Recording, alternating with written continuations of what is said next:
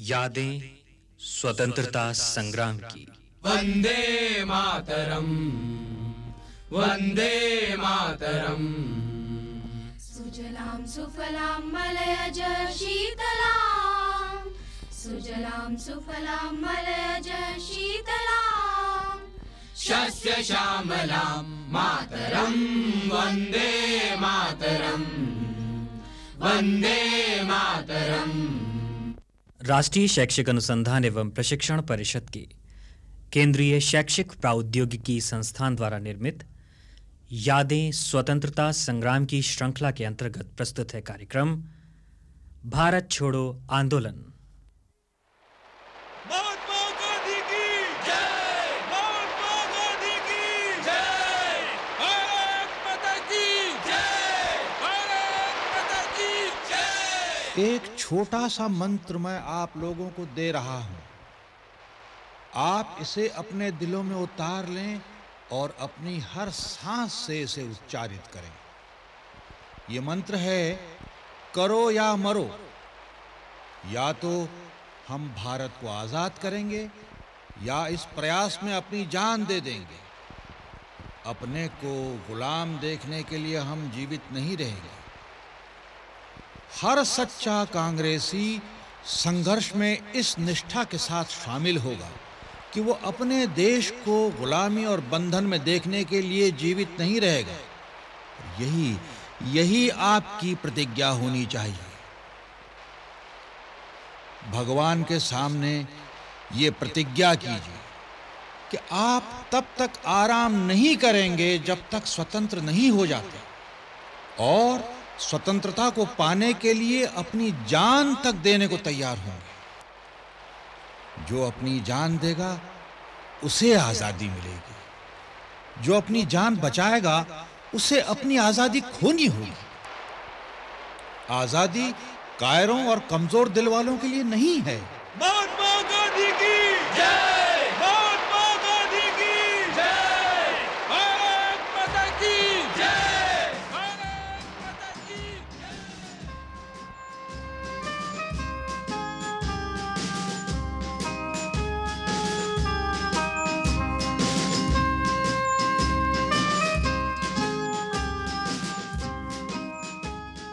भारत छोड़ो आंदोलन ब्रिटिश राज के विरुद्ध चलाए गए जन आंदोलन का अंतिम चरण था। पूर्ण स्वतंत्रता की मांग के बाद से भारत के लोगों में अपार जागृति फैल गई थी। वे अब भारत को स्वतंत्र राज्य के रूप में देखना चाहते थे। उधर दूसरे महायुद्ध के दौरान कांग्रेस द्वारा संचालित मंत्रिमंडल ने इस्तीफा दे दिया था, क्योंकि अंग्रेज सरकार ने भारत के प्रतिनिधियों से बिना पूछे ही भारत को महायुद्ध में झोंक दिया था। इस आक्रोश को समाप्त करने के लिए क्रिप्स मिशन भारत आया।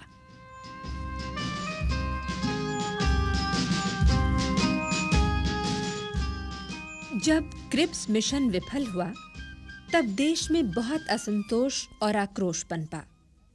भारतीय समझ गए थे कि ब्रिटिश सरकार आजादी की मांग मानना नहीं चाहती। अब तो कांग्रेस के सामने व्यापक आंदोलन चलाने के अलावा कोई और चारा था ही नहीं। 14 जुलाई 1942 को वर्धा में कांग्रेस कार्यकारी समिति की बैठक हुई और उसमें भारत छोड़ो आंदोलन चलाने का प्रस्ताव रखा गया। ये प्रस्ताव जनता की भावनाओं को जतलाता था। 7 और 8 अगस्त 1942 को अखिल भारतीय कांग्रेस कमेटी की बैठक हुई, जिसमें इस प्रस्ताव को अंतिम निर्णय के लिए रखा गया। पंडित नेहरू ने जब इस प्रस्ताव को पढ़ा तो सदस्यों ने इसे स्वीकार किया। भारत अगर युद्ध में हिस्सा नहीं ले रहा है तो हम पैसा क्यों दें? और क्या, भारत की सहमति के बिना इसे इस लड़ाई में साझीदार कैसे माना जा सकता है? अजीब बात है। हमें अचानक बताया जाता है कि इटली और जर्मनी से हम इसलिए लड़ रहे हैं कि ये स्वतंत्रता और जनतंत्र की लड़ाई है। हम इंग्लैंड के लिए अपनी जान क्यों दें? सरकार हमारी मांगे तो मानती नहीं है। हाँ हाँ, मैं भी तो यही कह रहा था। इसीलिए तो गांधी जी ने इन अंग्रेजों से भारत छोड़ने के लिए कहा है। अगर वे खुद नहीं छोड़ेंगे तो हम उन्हें खदेड़ देंगे। मुझे पूरा यकीन है गांधी जी के पास कोई जादू है और वो भविष्य भी देख लेते हैं। तभी तो उन्होंने हमसे वादा किया है कि आजादी के लिए ये आखिरी लड़ाई होगी। देखो देखो देखो, पंडित नेहरू फिर मंच पर आ गए हैं। अरे हाँ, लगता है भारत छोड़ो प्रस्ताव के बारे में वो कुछ कहना चाहते हैं। हाँ आओ। ये प्रस्ताव धमकी नहीं है, ये तो आमंत्रण है सहयोग का। लेकिन साफ जाहिर है कि स्वतंत्र भारत ही यह सहयोग दे सकता है। गुलामी की जंजीर में जकड़कर हम ब्रिटिश साम्राज्य को युद्ध में साथ नहीं दे सकते। इसीलिए हमारा रास्ता संघर्ष का होगा। आने वाले दिनों में हमें बड़ी मुश्किलों का सामना करना होगा। जो अंग्रेज कांग्रेस को सही नहीं मानते, उनसे मैं इतना ही कहना चाहूंगा कि भारतीय लोग अपने बारे में खुद सोच समझ सकते हैं। वे लोग अंग्रेजों से ज्यादा अच्छी तरह गुलामी को जानते हैं। अभी तक हम लोग आग से घिरे थे और अब या तो हमें इससे बाहर निकलना है या इसी में जल मरना है।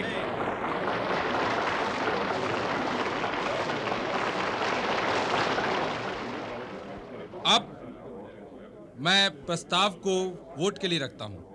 हम सब सहमत हैं। हम सब सहमत हैं। तो यह प्रस्ताव बहुमत से पास हुआ, लेकिन 13 मेंबरानों ने उसकी खिलाफत की है। अब मैं गांधी जी से गुजारिश करूंगा कि वो अखिल भारतीय कांग्रेस कमेटी के मेंबरानों और आवाम के लिए तकरीर करें। मैं आप लोगों को बधाई देता हूं कि आपने इस प्रस्ताव को पास किया। मैं उन लोगों को भी बधाई देता हूं जिन्होंने इस प्रस्ताव के खिलाफ अपने मत दिए।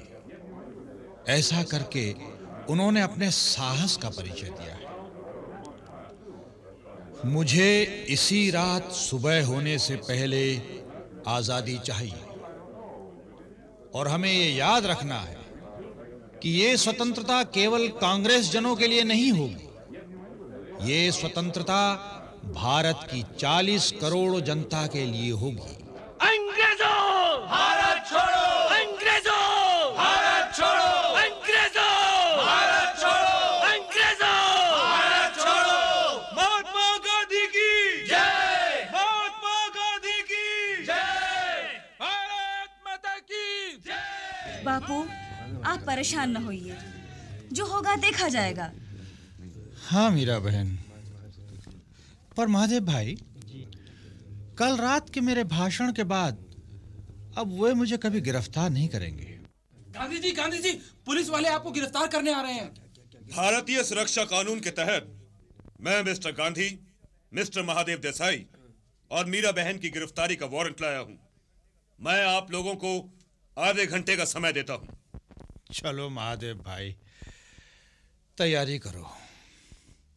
हाँ प्यारेलाल जी, मेरा यह संदेशा जनता तक पहुंचा देना कि हर अहिंसावादी सैनिक किसी कागज या कपड़े पर करो या मरो का नारा लिखे और उसे अपने कपड़ों में सी ले, जिससे कि जब वो सत्याग्रह करते हुए मरे तो उसे हिंसा में विश्वास रखने वाले तत्वों से अलग पहचाना जा सके। उधर कांग्रेस कार्यकारी समिति के अन्य सदस्यों की भी गिरफ्तारियां हुईं। Pandit Nehru, Maulana Azad, Sardar Vallabhbhai Patel, Asaf Ali, Shankar Rao Deo, G B Pant, doctor Sitaramayya, doctor Syed Mahmud, Acharya Kripalani, Prafulla Ghosh को गिरफ्तार करके विक्टोरिया टर्मिनस लाया गया, जहां एक विशेष रेलगाड़ी इनका इंतजार कर रही थी। गांधी जी और उनके सहयोगियों को भी यहीं लाया गया था। ये सभी लोग पूना ले जाए गए। प्लेटफॉर्म पर बहुत भीड़ थी। महात्मा गांधी की जय, महात्मा गांधी की जय, भारत माता की जय, भारत माता की जय। ए, इन्हें लाठी मारकर भगाओ। ये क्या, मिस्टर नेहरू तो मेरी तरफ बढ़ रहे हैं। ठहरो, ठहरो, मैं कहता हूँ तुम्हें लाठी चार्ज कराने का कोई अधिकार नहीं है। मिस्टर नेहरू, तुम अपने डब्बे में लौट जाओ। मैं कुछ नहीं सुनना चाहता। देखो देखो, शंकर राव भी रेल से बाहर कूद गए हैं। शंकर राव जी, तुम वापस अपने डब्बे में चले जाओ। नहीं, मैं नहीं जाऊंगा। यू, चलो तुम चारों इसे उठाओ और ठूस दो वापस रेलगाड़ी में। पंडित जी, खुदा के लिए वापस आ जाइए। अच्छी बात है। Mister Azad, I am very sorry, लेकिन मुझको यह ऑर्डर मिला है और मुझको इसका पालन करना है। अंग्रेजों, भारत छोड़ो! अंग्रेजों, भारत छोड़ो! अंग्रेजों, भारत छोड़ो! अंग्रेजों, भारत छोड़ो! महात्मा गांधी की जय! महात्मा गांधी की जय! और उधर बंबई में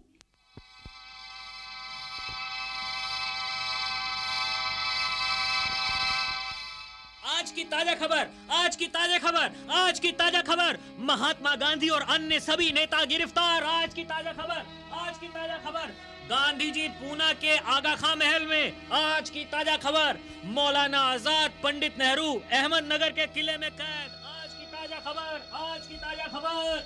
अरे, लेकिन आज शाम को तो ग्वालियर टैंक मैदान में गांधी जी का भाषण था। न जाने क्या होगा।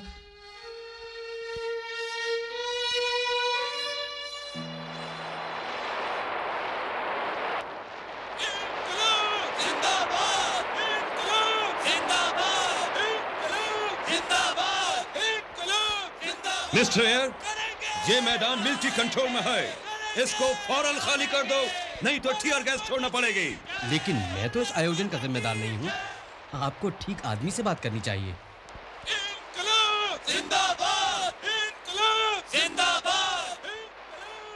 अरुणा जी, सार्जेंट मैदान को तुरंत खाली कराना चाहते हैं। मुझे लगता है कि स्वयंसेवक लड़के लड़कियों को मैदान से बाहर ले जाया जाए। नहीं, सभा होगी। भाइयों, अब हम अपना राष्ट्रीय ध्वज फहराएंगे।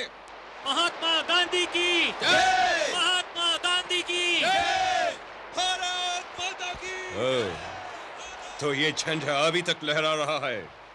मैं अभी इसको उतारता हूँ।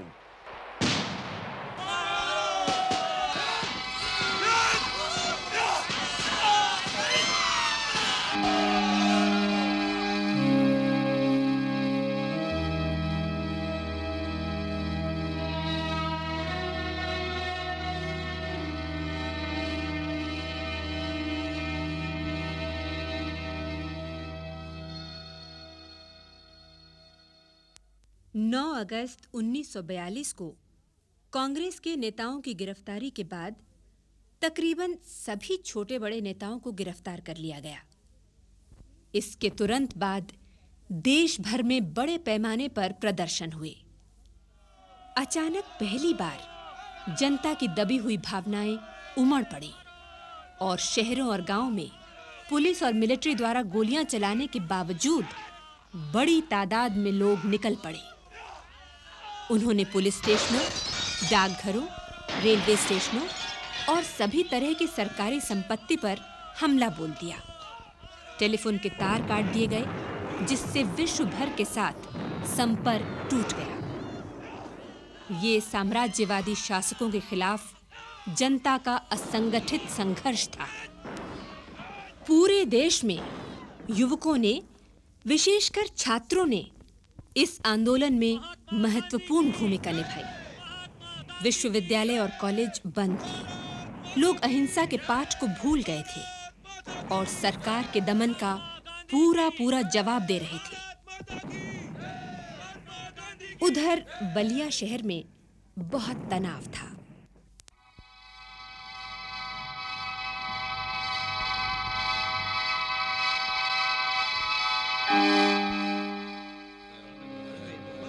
तुमने खबर सुनी बलिया वालों? हाँ, मुझे पता चला है कि हमारे सभी नेता गिरफ्तार कर लिए गए हैं और उन्हें अज्ञात स्थानों पर ले जाया गया है। हमें हड़ताल कर देनी चाहिए और स्कूल, कॉलेज और बाजार सभी बंद करवा देने चाहिए। हाँ, ये ठीक है। हड़ताल बिल्कुल।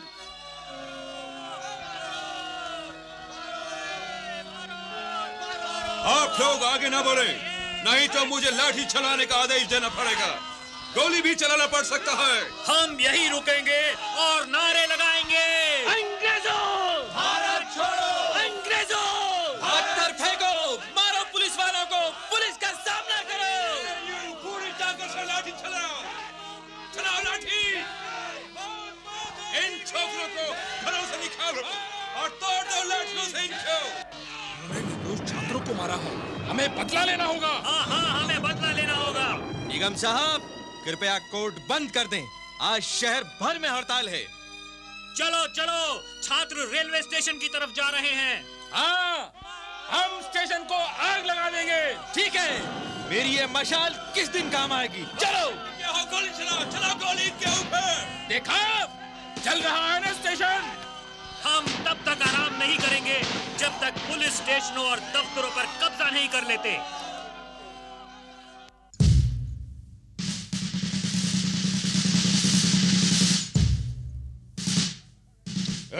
बहुत तंग कर दिया इन लोगों ने।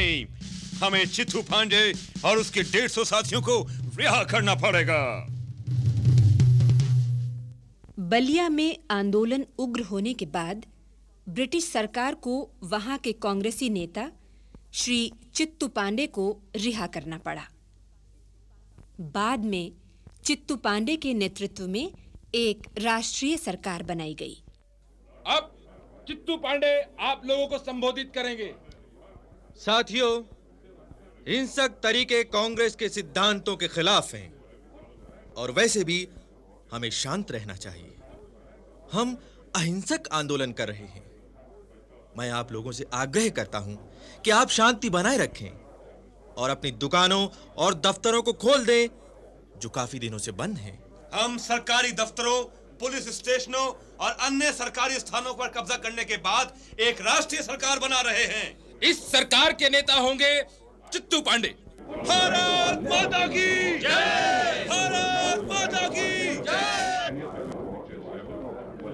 कांग्रेस नेताओं की गिरफ्तारी के बाद आंदोलन में कई धाराएं निकल पड़ीं।